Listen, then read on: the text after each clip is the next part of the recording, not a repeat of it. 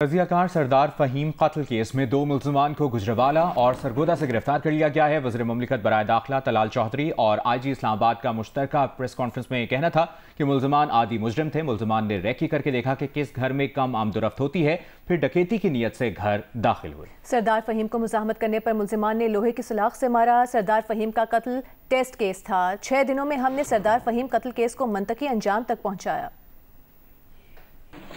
सरदार Faheem murder case है, ये हमारे लिए एक बहुत बड़ा एक टेस्ट था एंड वी टुक 6 डेज 6 दिन में हमने इस केस को अल्लाह के फजलो करम से ट्रेस किया।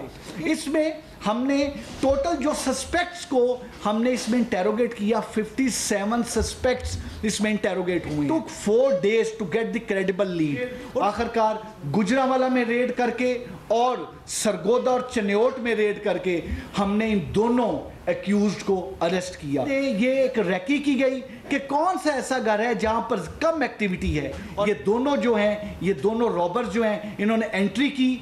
आगे से जो सरदार फ़हीम साहब हैं, जब उन्होंने आगे से रेजिस्टेंस की, जो इनके पास रॉड था, उन्होंने सरदार फ़हीम साहब को रॉड मारा।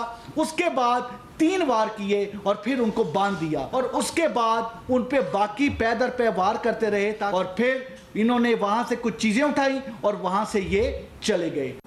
सरदार फ़हीम का मर्डर भी एक ब्लाइंड मर्डर था। इन ब्लाइंड मर्डर्स को जिस तरह प्रोफेशनली ट्रेस किया गया और जिस